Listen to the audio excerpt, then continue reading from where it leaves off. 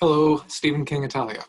My name is Bev Vincent, and I'm here under the dome talking to you today from just outside of Houston, Texas, where we're just recovering from a historical cold snap that reduced the temperatures to about minus 12 Celsius last week.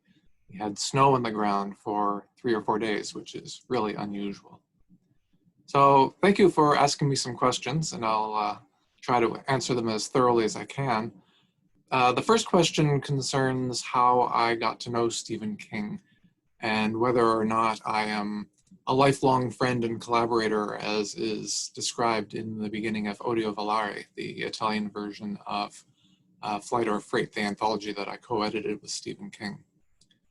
I've been familiar with Stephen King's work since about 1979, when I first read Salem's Lot, but I didn't get to meet him in person until about 1988, when he came to Texas on a book tour, and I just met him like everybody else in line that day. It was not a more intimate greeting than that. But I've become more and more familiar with him over the years, and we've become friends. We exchange emails, and we see each other from time to time, and ultimately we collaborated on this anthology. So, you know, we have been collaborators, not lifelong friends, but currently I would say friends. We talk mostly about the kinds of books that we've read or the TV series that we've watched, passing recommendations back and forth. We very rarely talk about anything that has to do with his writing directly. I have interviewed him a few times. The first time was for my book, The Dark Tower Companion, and then I've interviewed him concerning some of his collaborations with Richard Chizmar, the Gwendy series. Plus, we interviewed each other for the audio version from Simon & Schuster of Flight or Fright. So that's the extent of my relationship with him. I have seen him in person a number of times, mostly at events, but not lifelong, just fairly recent. Another question was about the Stephen King Illustrated Companion, which is a book that I did with Barnes & Noble, the American booksellers, and it has been translated into Italian as Tutto su Stephen King. I corresponded a bit with the translator. His name was Tullio Dobner. Unfortunately, he's passed on since, but he had some questions about some of the documents. In some part because he couldn't make out Stephen King's handwriting on some of the included documents, but just to discuss, you know, what things really meant to an American and how he might rephrase them in Italian. That was an interesting project to work on because I was approached to write it. It wasn't my own idea to work on it. And the company that produced it was called Becker and Meyer. And they had a documents expert who was the person who went out to photograph and reproduce all of the documents that were included in that volume. I was able to put them in contact with some people. There was a collector named Bob Jackson who lives up in North Texas, who has one of the most amazing and complete Stephen King collections that I've ever known, including some of the very, very early college publications. And so he let them come in and photograph and reproduce some of the covers and documents that he has.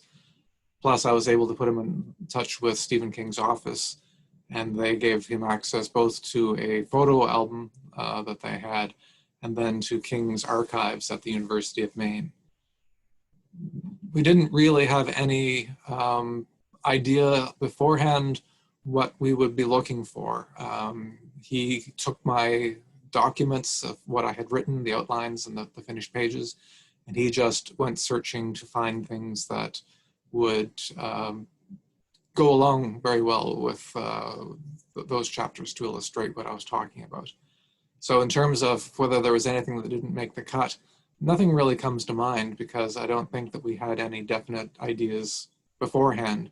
And I was just thrilled by the documents that he was able to retrieve and send to me as he was doing his research.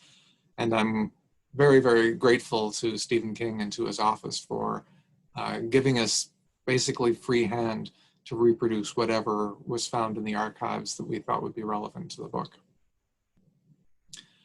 Another question is, why did I feel the need to write about Midworld?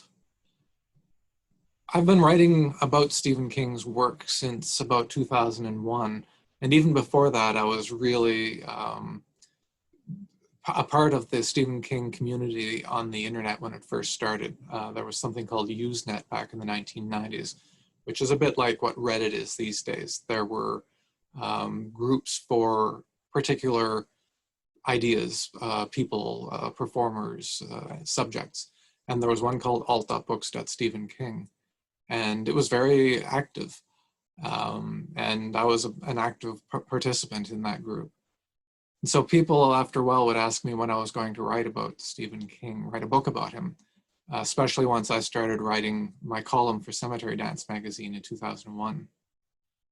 And I was hesitant to tackle a book about all of Stephen King's work because there's so much, and he's continuing to write. You know, we've got 2 new books coming out in 2021. It just seemed like an overwhelming task to try to handle the whole subject.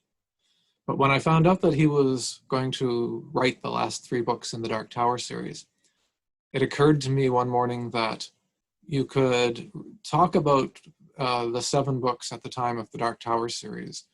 And in doing so, you could also address the entire output of Stephen King up to that point, because so many of the Dark Tower books have connections into his other works, all the way back to Salem's Lot, but books like Insomnia and Black House and Hearts in Atlantis. So to me, it seemed like a manageable project, something that you know, one person could easily do within a reasonably short period of time, and maybe say something meaningful about the series because of my long history with King as a writer. I was very fortunate in that I got to be able to read the final 3 books in manuscript well before they were published. And that allowed me to produce The Road to the Dark Tower, my first book, to be published at around the same time as the 7th book in the Dark Tower series came out, which made it very timely. The book was intended for people who had already read the series. Beyond the first chapter, the spoilers come along pretty quickly. And my concept for it was that I would be a tour guide to Midworld. I would take you around and point out some of the things that you may not have noticed about the series, connections, symbolism, things of that sort. And then a number of years later, when the first word came out that Sony was going to do a film adaptation of the Dark Tower series, it occurred to me that there would be people who might come to the Dark Tower either through the movie or through the Marvel graphic novels who had never read the books. And so the Dark Tower Companion was written with that in mind. It is more of a reference book. It has some of the same sorts of things that Robin Firth's Concordance does, but it also covers the Marvel graphic novels in detail. I interviewed Ron Howard and Akiva Goldsman in depth about what their plans were for the movie at the time. And it's basically everything that I could think of that people might want to know about the Dark Tower is in there. And it's completely different from The Road to the Dark Tower. It's less analytical, where the Road to the Dark Tower is fairly analytical, looks at literary allusions and literary references and inspirations and things of that sort. So the Dark Tower Companion has a bit of a different target audience. And you can safely read much of the Dark Tower Companion without spoiling too much of the series, although there are obviously spoilers at certain points. And why should people read them? Well, it's a way of maybe revisiting the series because The Road to the Dark Tower, for example, has synopses of the books. And sometimes people reading the series will, read 1 book or 2 books and then maybe not get back to the series for a while because they're working on something else. And if they want a reminder of what the previous books were about, there's that sort of information, fairly thorough synopses. But it's also a way of maybe digging deeper into the series and finding out things that maybe you hadn't considered before. I ask some questions and give my answers to them, but of course they're not the definitive answers because every reader will have his or her own take on certain things. What do you think about Randall Flagg? Was he a worthy opponent for Roland Deschain? Is Randall Flagg really the villain of the piece, or are there other characters that you might consider who are even more of antagonists for Roland? So there's that reason to read the books. Plus, if you are reading one of the books and you say, well, who was so-and-so? I know I remember that name, but who was he? Well, the Dark Tower Companion is a place where you can go to quickly look up and remind yourself of who somebody was, what books he appeared in, what his significance to the series is.